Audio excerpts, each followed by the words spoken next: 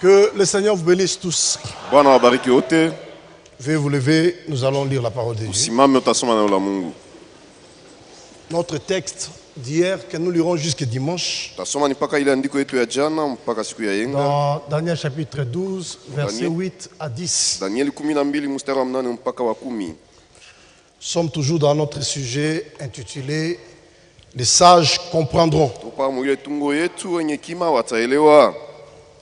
Je suis très convaincu qu'il y a des sages au milieu de nous ici. Nous lisons dans Daniel chapitre 12, versets 8 à 10. J'aimerais qu'on mette la traduction d'Arbi. Et je vais lire aussi d'Arbi.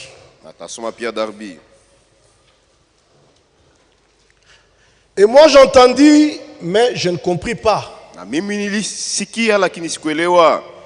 Et j'ai dit, mon Seigneur, quelle sera l'issue de ces choses? Et il dit, va, Daniel, car ces paroles sont cachées et scellées jusqu'au temps de la fin.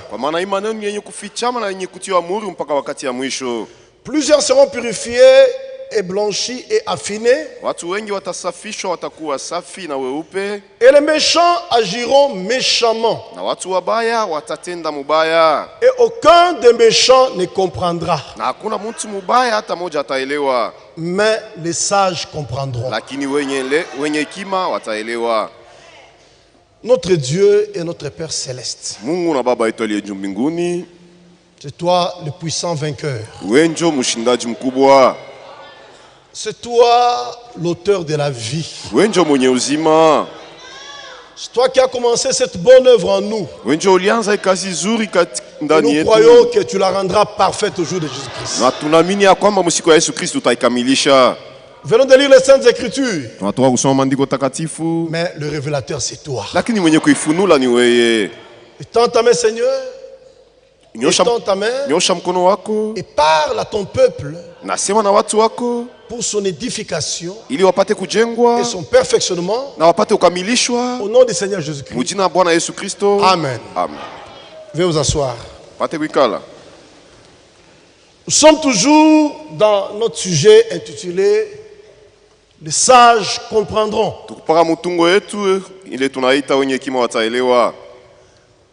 Si vous lisez la Bible, vous trouverez que Dieu est le seul sage qui soit.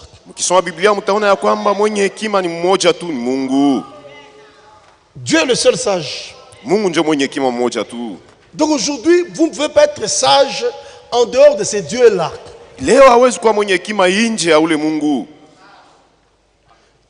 Si vous prenez votre Bible dans Romains chapitre 16, verset 27. Romains 16, 27.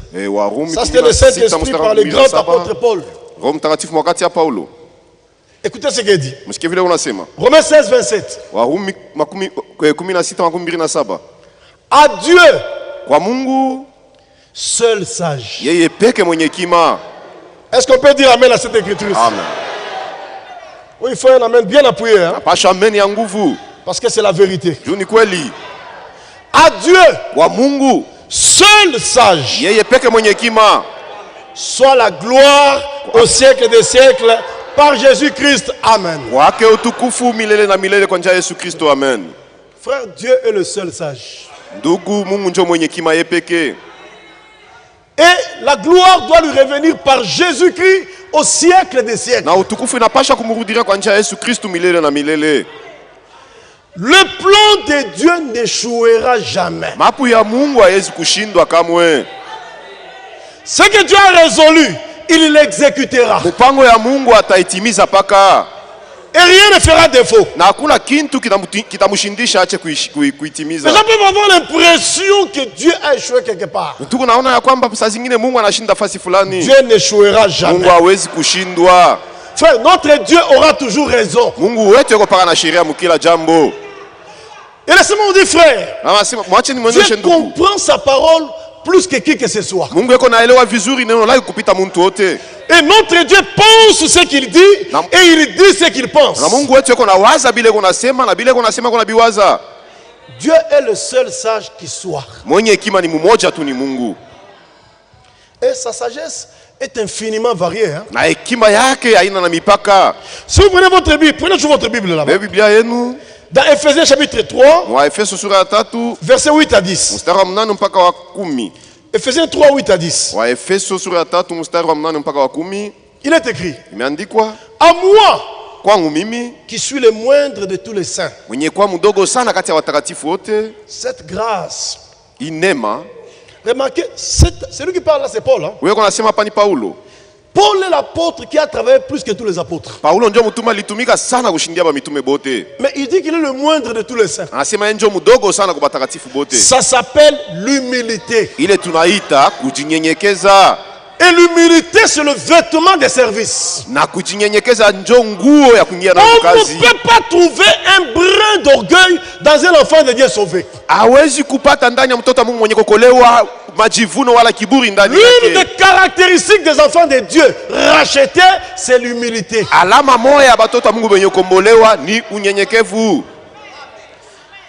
Écoutez, à moi qui suis le moindre de tous les saints, cette grâce a été accordée d'annoncer aux païens les richesses incompréhensibles de Christ.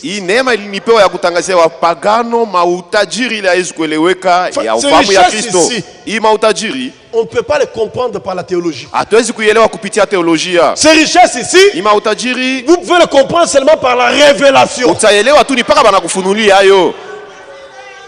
C'est vrai. Et de mettre en lumière quelle est la dispensation du mystère caché de tout temps en Dieu, caché de tout temps en Dieu, qui a créé toutes choses, afin que les dominations et les autorités dans les lieux célestes connaissent aujourd'hui par l'Église la sagesse infiniment variée de Dieu. Donc ici, en tant qu'Église, nous sommes appelés à transmettre ou à faire connaître au monde entier la sagesse infiniment variée de Dieu. Mais comment tu peux faire connaître cette sagesse si toi-même tu n'es pas sage? Comment? Comment tu peux transmettre ce que tu n'as pas ou ce que tu n'es pas? C'est pourquoi c'est Dieu sage là a fait aussi de nous des sages. C'est ainsi qu'on peut transmettre cette sagesse infiniment variée de Dieu. Frère, Dieu est sage. Hein? Je vais vous donner quelques exemples qui montrent la sagesse de Dieu. Vous comprenez que Dieu est réellement sage. Regardez, frère. Quand Pharaon a pris la décision de tuer tous les fils mâles d'Israël. Parce que le diable savait que parmi ces fils mâles qui naissent là-bas, il y aura les libérateurs là-dedans. Mais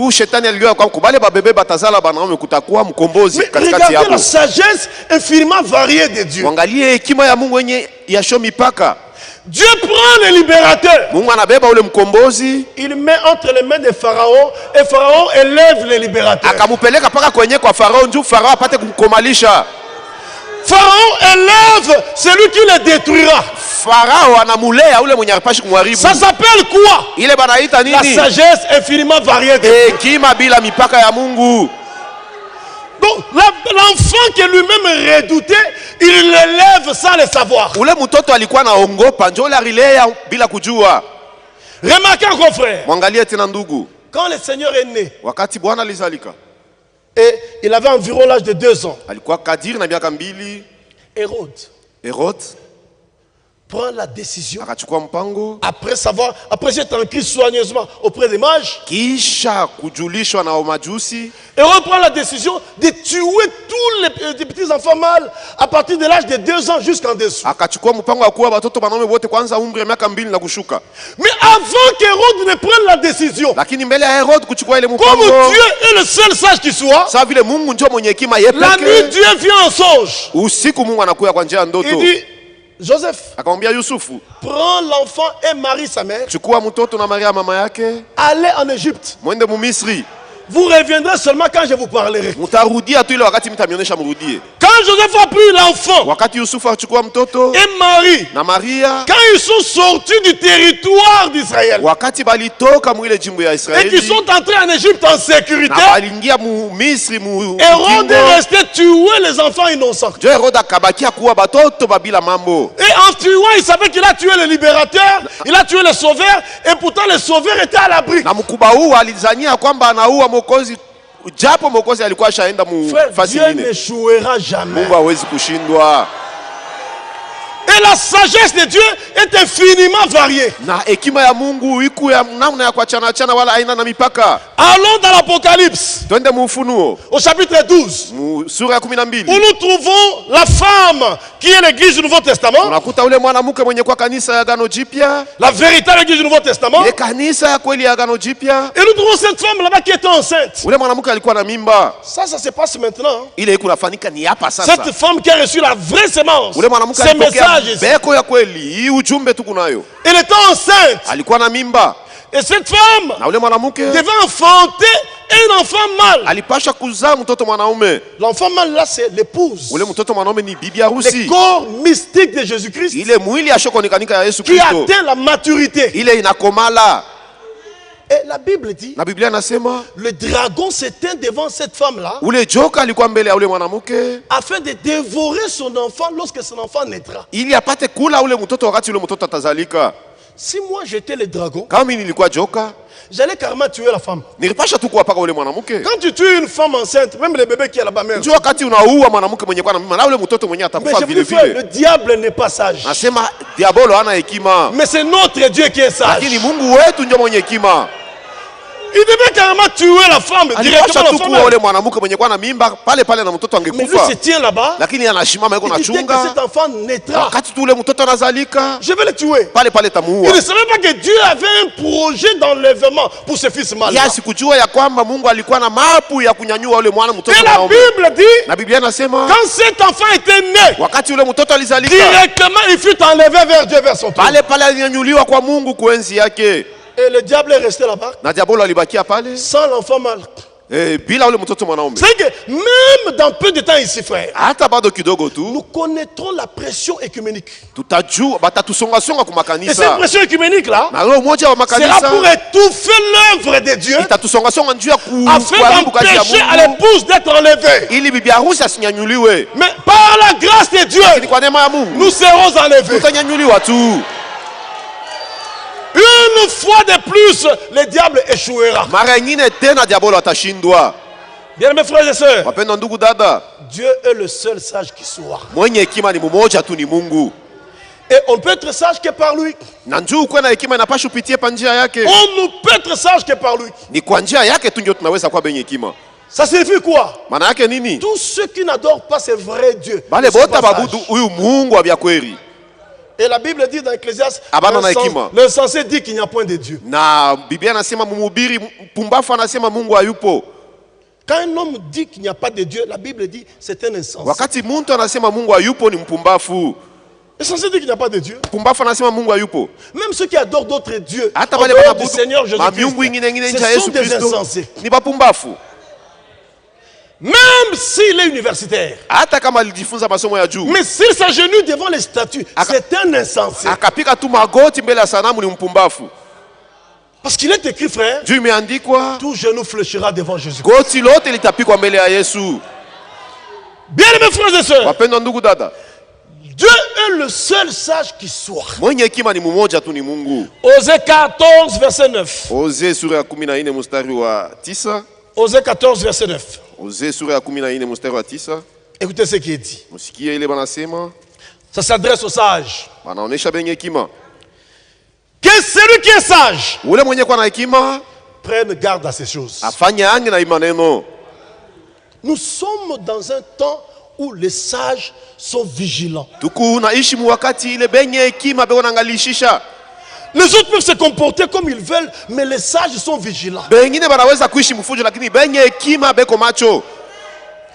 Que celui qui est sage prenne garde à ces choses. Ule mwenye hekima afanye ange kuimaneno.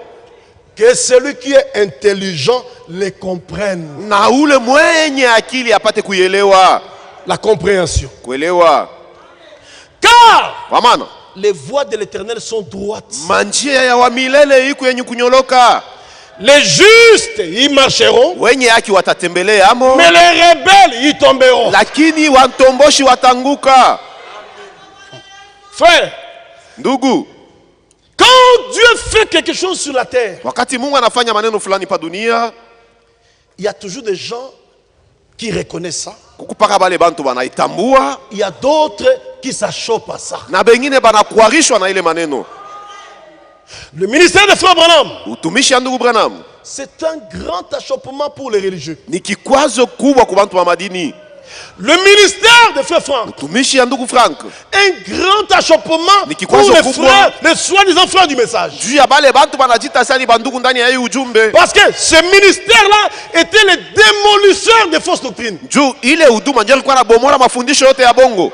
Tout au long de sa vie, il n'a fait que détruire toutes les fausses doctrines. Kadiri ya maisha yote ya ndugu Frank alikuwa anabomola tu mafundisho ya bongo. Je n'ai pas honte de vous dire que Frère Franck, c'est un véritable homme de Dieu. Ni mtumishi wa Mungu wa kweli.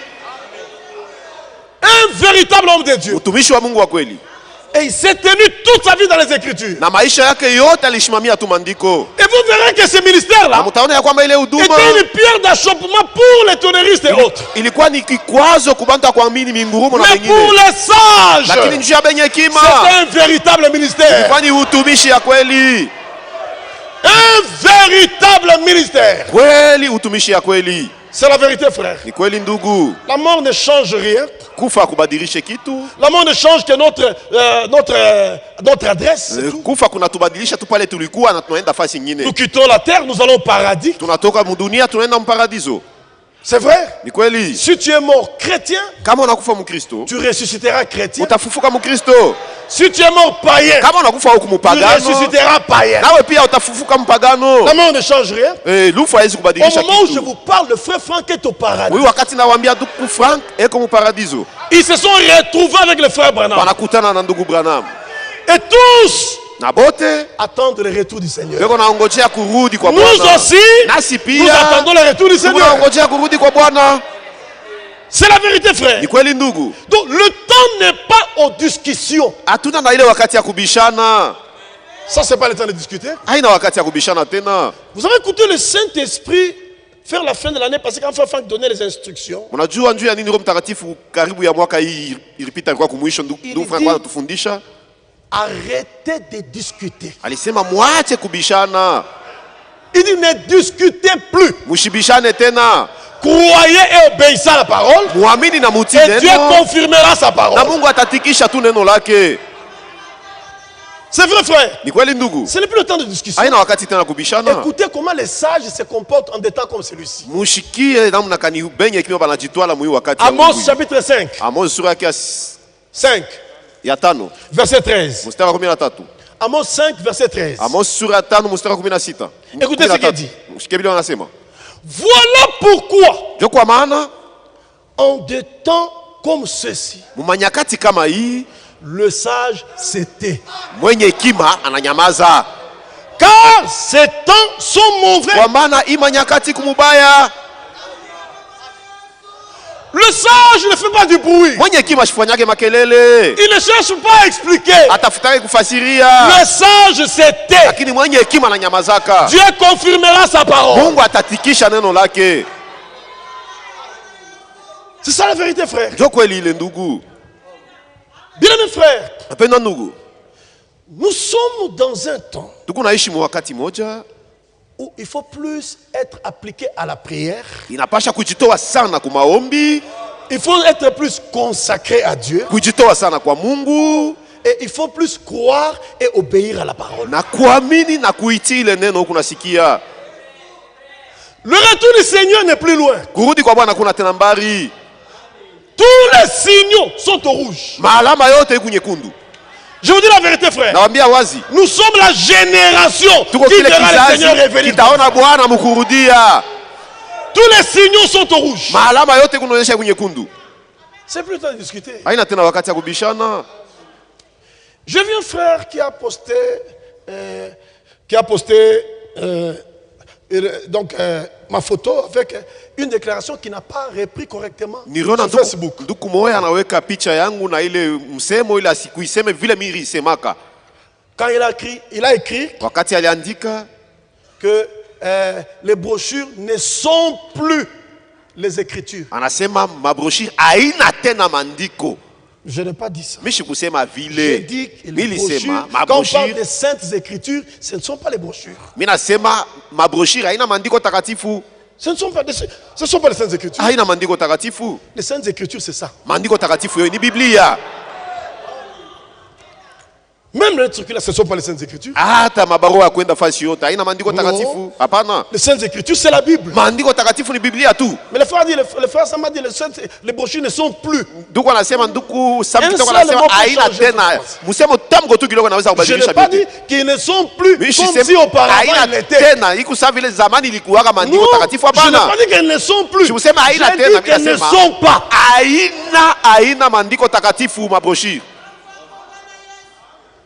Quand le Seigneur parlait des Écritures, je donne un exemple. Prenez Luc 24 là-bas. Luc 24. À partir du verset 27. Et commençant par Moïse et par tous les prophètes, il leur expliqua dans toutes les Écritures ce qui les concernait. Il parlait de brochures. Je demande à l'assemblée. Le Seigneur parlait de brochures. Il parlait de la Bible. Quand Paul, dans 1 Corinthiens 15, 1 Corinthiens 15, à partir du verset 3 jusqu'au verset 4, je vous ai enseigné avant tout, comme je l'avais aussi reçu, que Christ est mort pour nos péchés selon les Écritures, qu'il a été enseveli et qu'il est ressuscité le troisième jour selon les Écritures. Je vous dis qu'il est monté au ciel selon les Écritures. Il reviendra nous prendre selon les Écritures. Quand Paul parlait des Écritures ici, il pensait aux brochures, il pensait aux lettres circulaires, il pensait à la Bible.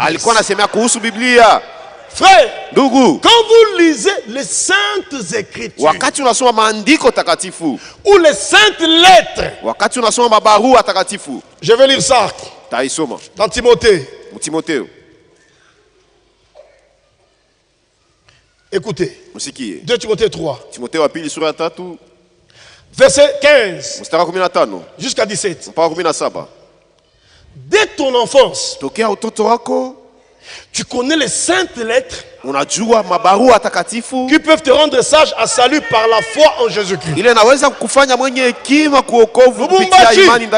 Voici les saintes lettres. Ce sont là les saintes lettres. Parce que c'était dicté par le Saint. Et le Saint, c'est Dieu. La Bible que vous voyez ici, c'est le document divin. La Bible, c'est Dieu sous la forme des Écritures. La Bible, c'est le seul livre qui contient les saintes lettres. Donc quand on parle des saintes Écritures, il s'agit de cette Bible que vous voyez ici, de la Genèse jusqu'à l'Apocalypse. Dès ton enfance, tu connais les saintes lettres qui peuvent te rendre sage à salut par la foi en Jésus-Christ. Écoutez maintenant. Musikie sasa. Toute écriture andiko yote est inspirée de Dieu. Ni yenye kusukumwa na roho wa Mungu. Toute déclaration dans les brochures n'est pas inspirée de Dieu. Musemo yote mabrochure yenye kusukumwa na roho wa Mungu. Dans les brochures, il y a des opinions. Mabrochure mawazo ya watu. Dans les brochures, il y a des choses qui ont été rédites plus tard. Ou corrigées plus tard.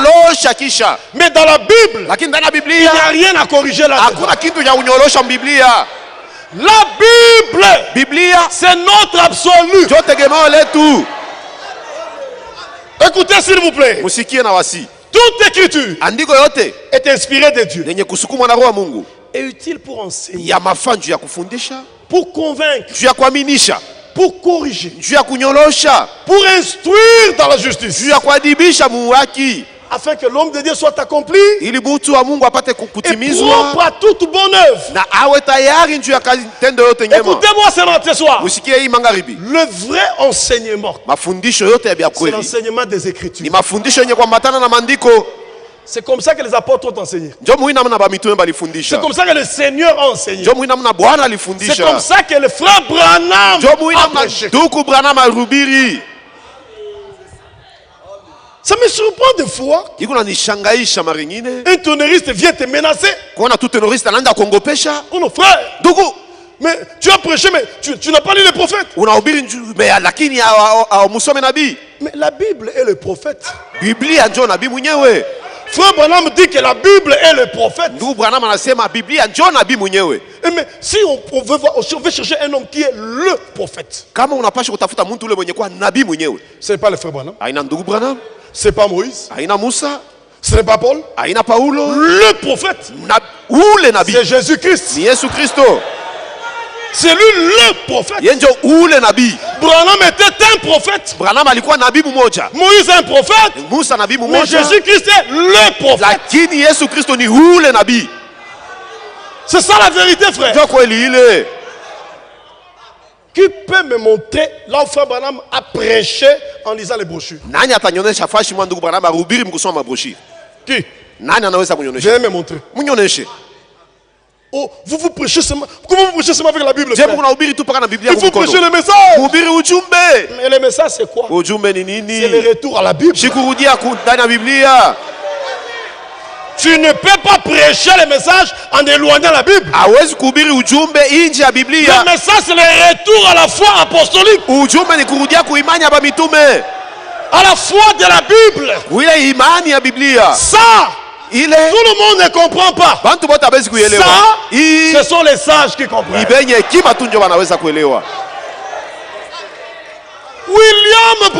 William Branham, notre prophète, toute sa vie, jusqu'au jour de sa mort, il a dit ceci: nous n'avons pas d'autre manuel si ce n'est la Bible. Et en mourant, il a laissé sa Bible ouverte.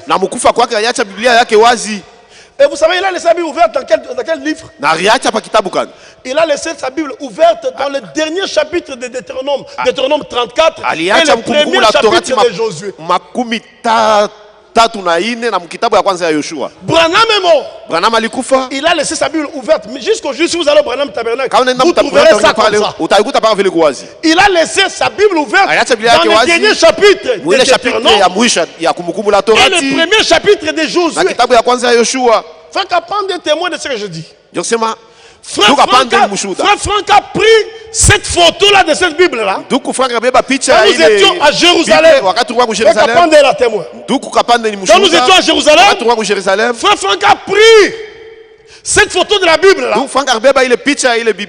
de Frère Branham qui étaient laissés dans Deutéronome 34 et Josué chapitre 1er.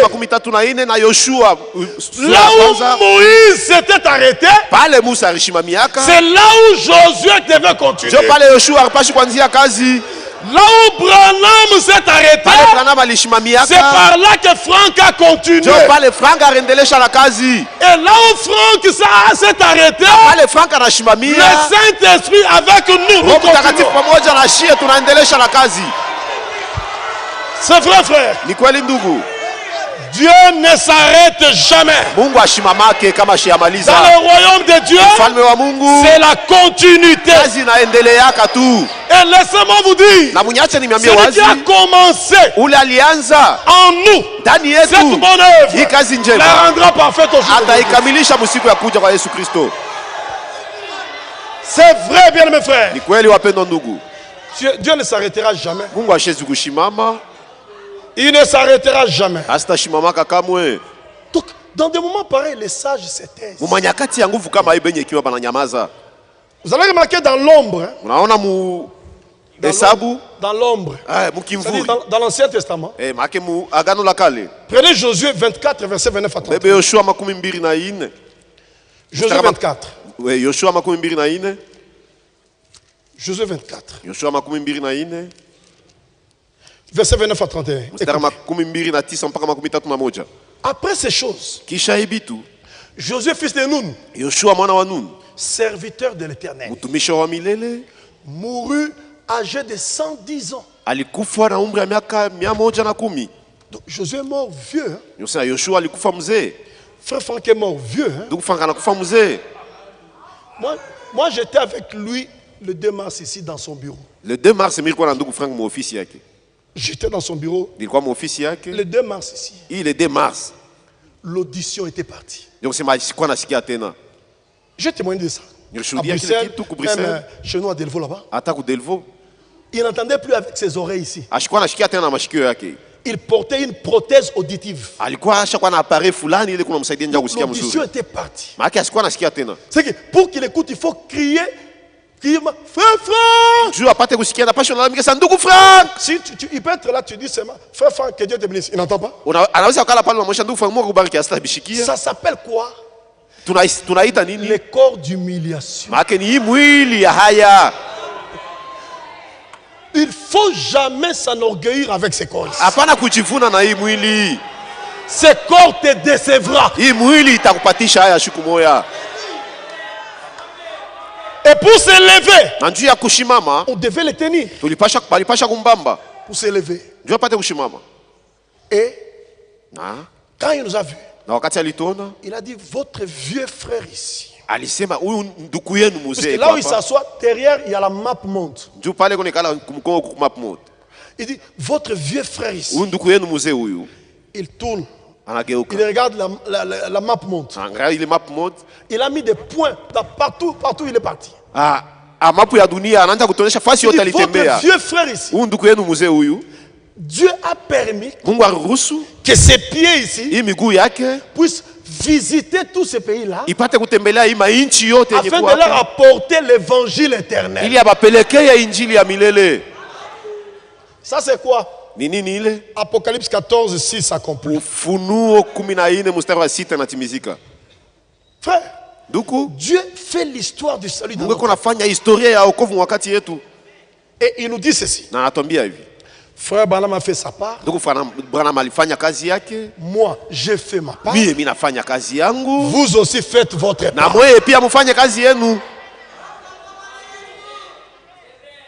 Frère, il était déjà en train de nous dire au revoir sans qu'on le sache. Hein?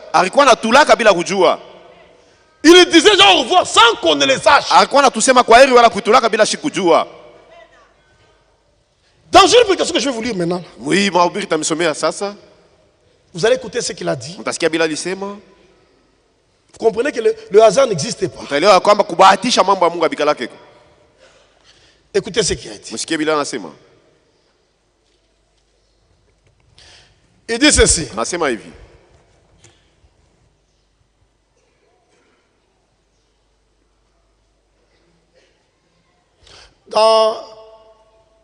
Il a prêché ça le 1er septembre 2018 à Krefeld. Le 1er septembre 2018 à Krefeld. Il dit ceci. Bien-aimés frères et sœurs, dans mon cœur, cela grandit toujours. Et inonde toujours plus mon cœur. Je préfère dire comme Simeon autrefois. Frère, suivez. Il le disait bien avant. Mais on ne comprenait pas. Écoutez, je pouvais dire comme Siméon autrefois. Comme Siméon le disait autrefois. Seigneur, laisse maintenant ton serviteur s'en aller en paix. Car mes yeux ont vu l'accomplissement de ce que tu as prédestiné pour cette époque. C'était passé un dimanche qu'il avait suivi en direct. Il y a des témoins. Il le disait déjà. Frère Franck n'a jamais dit qu'il ne mourra pas. Ça, c'est une rumeur. Ça, c'est un bruit répandu parmi les frères. Jamais le frère Franck a dit que moi je ne mourrai pas. Le jour où on lui a posé la question, qu'est-ce que tu dis du verset 46 de Matthieu 24? Il dit,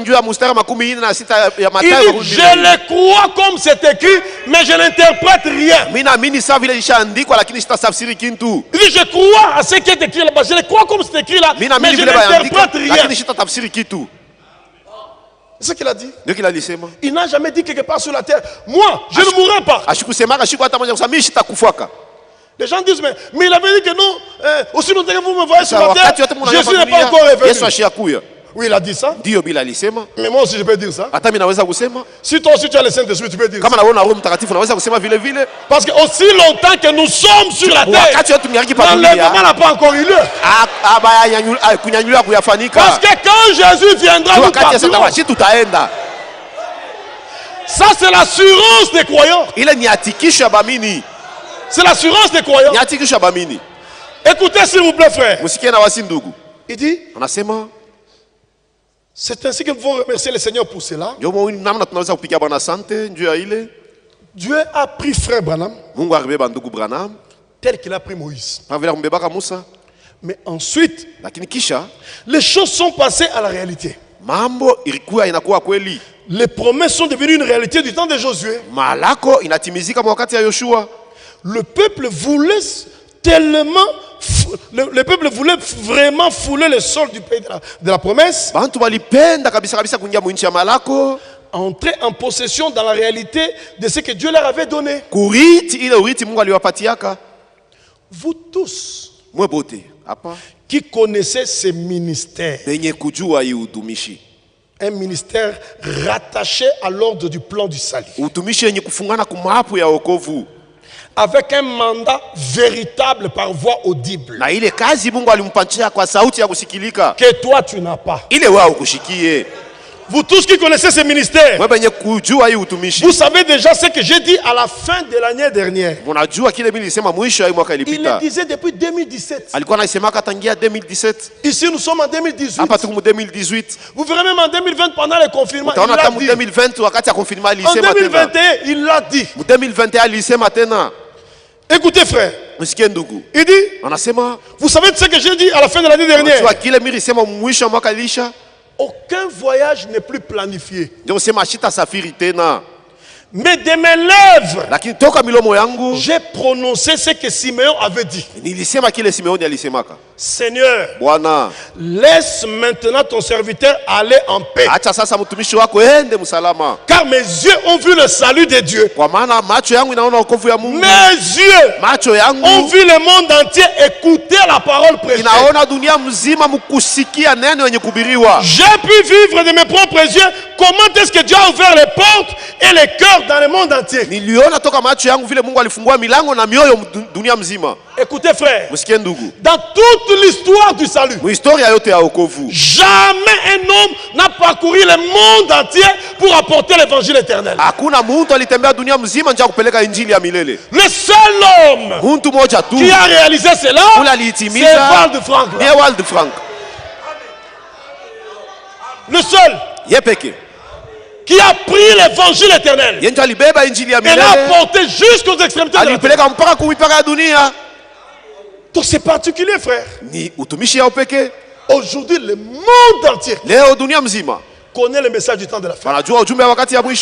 Et il pouvait dire, si frère Branham n'était pas venu, nous n'aurions pas reçu le message du temps de la fin. Et si frère Franck n'était pas venu, le monde entier n'aurait jamais connu qu'il y avait un message du temps de la fin. Tous ces mondes ici, même les tonnéristes, ils sont les fruits de ces ministères-là. Aujourd'hui, prends toute la RDC. Congo-Brazza, Zambia, ils sont les fruits de ces ministères-là. C'est la vérité. Une grande moisson d'âme. Bien mes frères et sœurs, Dieu ne ment jamais. Et quand Dieu termine avec un homme, il le met à l'écart. Mais Dieu n'a pas terminé. Dieu continue. La preuve, ce soir, Dieu est en train de parler. L'œuvre de Dieu continue, frère. C'est la vérité. Il dit, et nous croyons aussi que tous les pays restants, tous les pays restants qui ne font pas partie des 174 pays énumérés, il dit, nous croyons aussi que ces pays seront atteints. Mais Franck, tu es parti. Mais comment est-ce que ces pays seront atteints? Par la voix des ministres de la parole. Par la voix des domestiques de la maison. Les serviteurs fidèles et prudents étaient établis sous les domestiques de la maison. Il a pris la nourriture. Il a donné aux domestiques. Et les domestiques prennent la même nourriture. Ils donnent au peuple de Dieu. C'est comme ça que là où Franck n'est pas arrivé, nous arriverons. Et le résultat sera le même.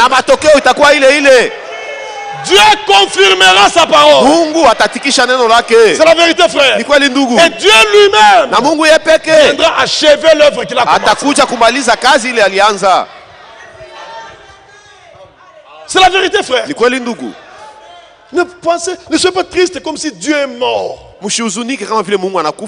Non, Dieu n'est pas mort. Dieu est vivant. Et quand Jean l'a regardé, dans l'Apocalypse chapitre 1er, il a vu se tenant au milieu de 7 chandeliers d'or. Donc il allait d'Éphèse jusqu'à Laodicée. Aujourd'hui, frère, Paul est mort. Mais Jésus-Christ est présent. Irénée est mort. Jésus est présent. Martin, Colomban, Luther, Wesley, Branham, Franck sont morts. Mais Jésus est toujours présent. Voilà, frère. Il est là, faisant prospérer son œuvre entre ses propres mains. C'est la vérité, frère. Une rumeur s'est répandue. Il dit maintenant ceci. Et nous croyons que tous les pays restants qui ne font pas partie des 174 pays seront aussi atteints. Le Seigneur appelle tous les peuples, les langues et les nations à sortir. Sortez. J'ai apporté ma contribution. Ma part. J'ai vieilli. Je remercie le Seigneur. Je lui ai dit. C'était sa prière. Il demandait ça à Dieu. Et sa prière a été exaucée. Je lui ai dit, Seigneur, je remets maintenant tout entre tes mains. Achève ton œuvre avec ton troupeau racheté par le sang. J'ai répété cela, j'ai dit au Seigneur, c'est ton église. Ce sont tes promesses. Ni malako yako. Tu as veillé sur ta parole. Ulikesha yule neno lako. Et tout ce qui était déterminé pour le laps de temps dans lequel nous vivons a été prêché. Na yote utayarisha ndio wakati tunaishi ishahubiriwa. Maintenant, sasa laisse ton serviteur s'en aller en paix. Acha mtumishi wako enda apumzike msalama. Et quand le 8 mars vous apprenons qu'il est mort, vous serez surpris? Na wakati le 8 mars tunasikia sana kufa. Non. Il l'avait déjà dit. Et ça, les autres critiqueront, mais les sages comprendront. C'est la vérité. Les sages comprendront. Bien, mes frères et sœurs, Dieu n'a pas échoué. Souvent, les bruits qui est répandu, c'est une incompréhension. Prenez votre Bible. Parce que Fafang avait parlé aussi. Prenez votre Bible. Dieu n'échouera jamais. Je n'avais pas terminé à lire Josué. Hein? Bon, je lis Josué et puis je lis l'écriture là. Allons dans Josué 24, 29 à 31 où nous étions. Josué 24, 29 à 31.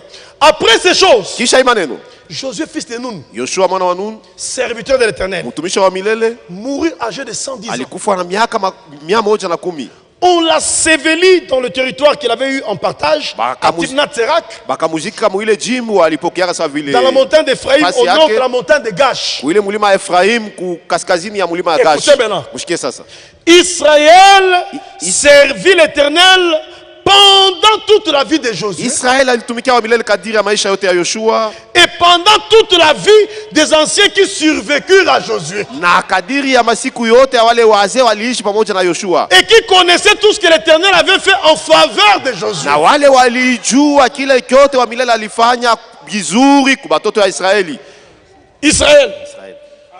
Israël, le peuple de Dieu dans le naturel, a servi Josué a servi le Seigneur pendant la vie de Josué et pendant la vie des anciens qui survécurent à Josué. Ça signifie quoi? Nous avons servi le Seigneur pendant la vie de Franck et nous avons continué à servir le Seigneur après la mort de Franck. Il y a des anciens. Vous avez des anciens ici? Frère Franck a prêché Dieu de cette chair ici. Frère Franck a prêché ici. Mais il a prêché en collaboration avec des gens. Nous avons eu le privilège de voyager avec lui. Il a prêché, nous étions là présents. C'est-à-dire que comme il est parti, l'œuvre de Dieu s'arrête. Non, il y a des anciens qui survivent après la mort de Franck. C'est-à-dire vous, continuez à servir le Seigneur comme vous l'avez fait du vivant de Val-Franck. Je lis cette écriture parce que je dois déjà arrêter. Je lis dans Jean chapitre 21.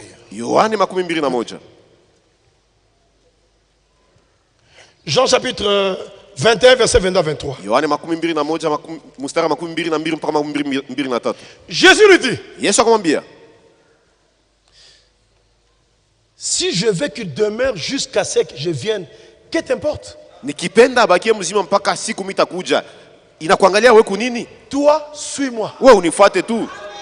C'est le même genre de phrase que heureux ce serviteur que son maître à son arrivée trouvera faisant ainsi.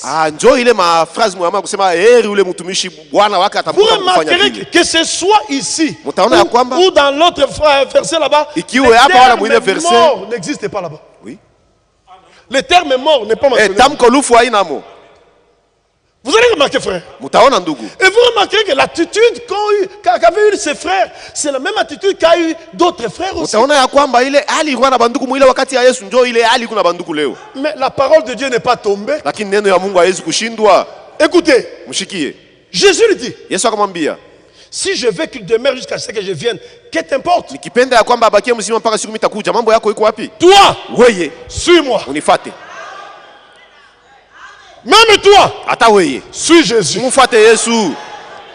Écoutez, Là-dessus, le bruit courut parmi les frères que ses disciples ne mourraient point. Jésus n'a pas cité les termes morts. Mais Jésus a dit, si je veux qu'il demeure jusqu'à ce que je vienne, qu'il déborde. Même dans Matthieu 24 et 46, le terme mort n'est pas là-bas. Dans Matthieu 24 et 46, il est dit, heureux ce serviteur que son maître à son arrivée trouvera faisant ainsi. Il n'y a pas le terme mort là-bas. Mais de la même manière qu'ici, le bruit couru qui ne mourrait pas, même pour le verset 46 là, le bruit a couru parmi les frères, les frères Franck ne mourra pas. C'était un bruit. C'était un bruit. Dieu n'est pas lié au bruit. Dieu est lié à sa parole. Et Dieu ne confirmera jamais le bruit. Dieu ne confirmera que sa parole. Et remarquez, frère, les bruits courus parmi les frères. Que ses disciples ne mourraient point. Même ce bruit a couru parmi les frères. Que le frère Franck ne mourra pas. Chose qu'il n'a jamais dite. C'était un bruit. C'était même pas une doctrine. Un bruit. Et ce bruit s'est arrêté. Parce que Jean était mort. Franck aussi est mort. Mais Jésus-Christ est toujours vivant. Voilà la vérité, mes frères et sœurs. Il faut que tout le monde comprenne ça. Il n'y a que les sages qui comprendront. Je lirai le dernier verset en rapport avec les sages dans Néhémie 9:20 et puis je vais arrêter. Néhémie 20. Néhémie 9:20. Néhémie 9:20. Néhémie 9:20. Écoutez ce qu'il dit. La Bible dit ceci. Tu leur donnas ton bon esprit pour les rendre sages. L'assemblée suit. Pour rendre les Juifs sages, Dieu leur donna son bon esprit. Tu leur donnas ton bon esprit pour les rendre sages. Tu ne refusas point ta manne à leur bouche. Et tu leur fournis de l'eau pour leur soif. Écoutez, frère. Pour devenir sage, il faut recevoir l'esprit de Dieu. Et c'est ce qui différencie les sages et les folles. De la manière que dans l'Ancien Testament, pour que les Juifs deviennent sages, Dieu leur avait donné son esprit. Aujourd'hui aussi, frère, recevez le Saint-Esprit dans votre âme. C'est la condition pour être vierge sage. Et dans Matthieu 25, si vous regardez la différence entre les sages et les faux, c'est l'huile. Et l'huile, c'est quoi? C'est le Saint-Esprit. Donc aujourd'hui, frère, chacun de nous a une obligation divine de recevoir le son du Saint-Esprit dans son âme. Sinon, vous ne deviendrez jamais sage. C'est ça la vérité. Cherchez le Saint-Esprit plus que l'argent. Parce que l'argent périra. Mais si vous avez le Saint-Esprit, c'est jusqu'au jour de la rédemption. Le Saint-Esprit, c'est notre garantie pour l'enlèvement. C'est la vérité, frère. Et Dieu veut nous donner ce Saint-Esprit-là. Il le donne à ceux qui lui obéissent. Acte chapitre 5, verset 32. Acte 5, verset 32. À ceux qui lui obéissent. C'est pourquoi maintenant là, au lieu d'être distrait, croyez et obéissez à la parole. Dieu exige la foi et l'obéissance. Afin de sceller nos âmes du Saint-Esprit.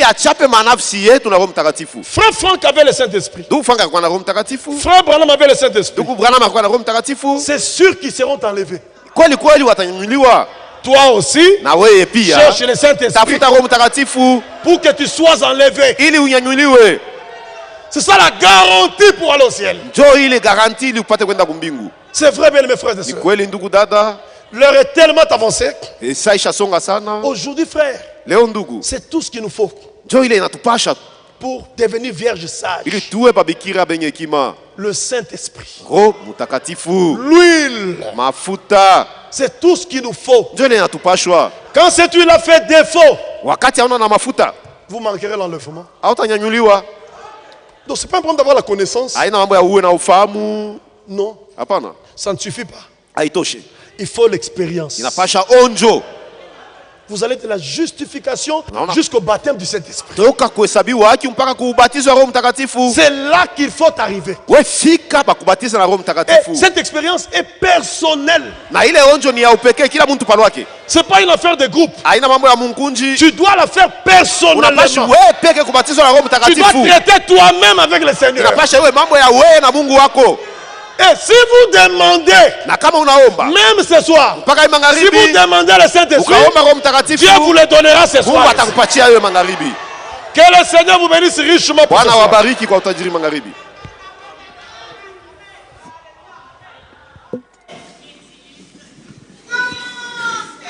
Peut nous entonner le cantique. Merci Seigneur.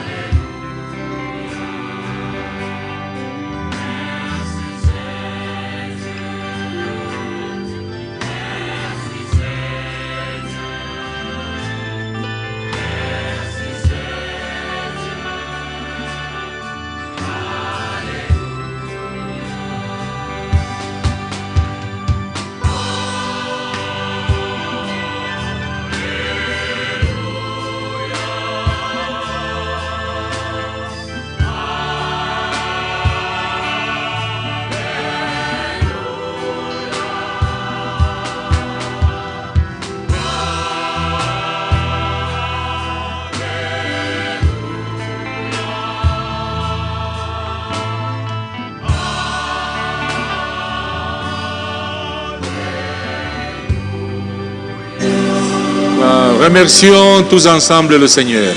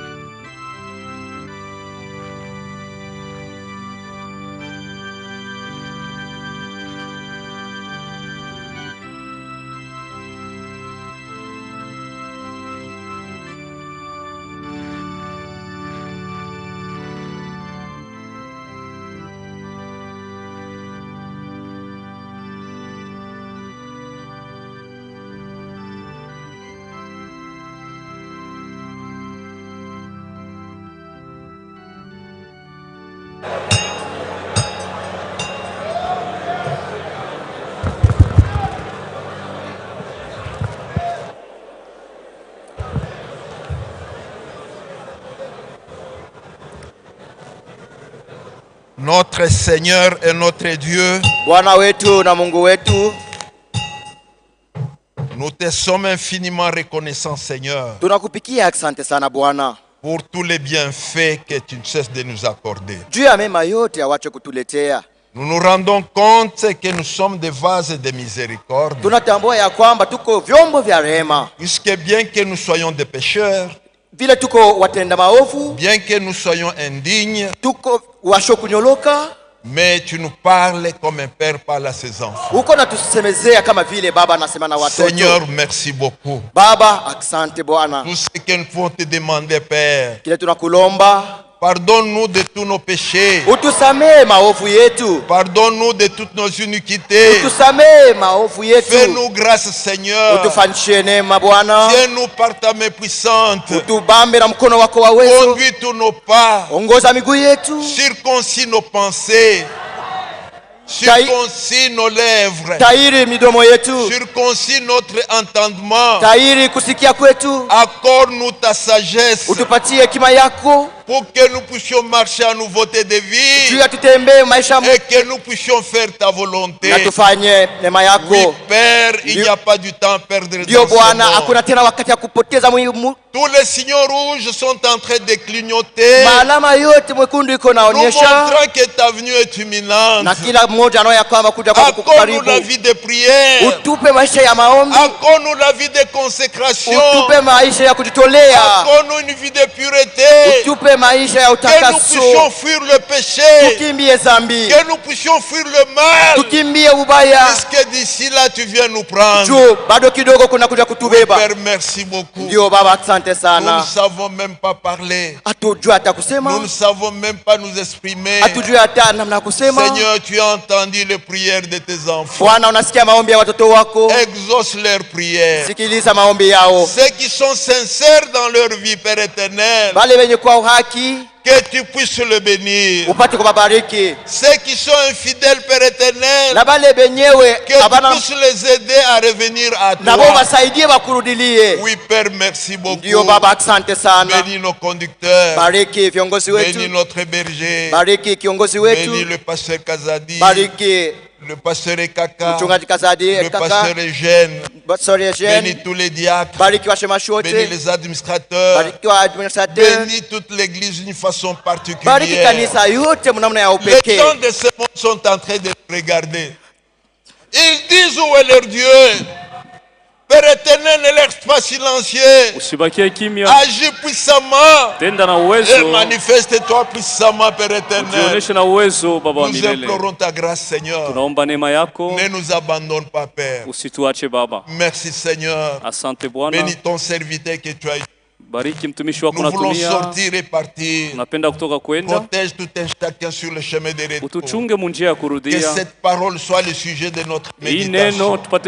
Merci, Père. Nous nous attendons à toi. Nous nous rappelons de ceux qui sont malades. Qu'ils reçoivent leur guérison au nom de Jésus-Christ. Avec des problèmes, Père éternel, je sais que c'est toi la solution, Père éternel.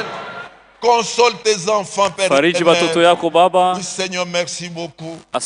Nous nous attendons à toi. Au nom de notre Seigneur et Sauveur Jésus-Christ. Nous te prions ainsi. Amen. Amen.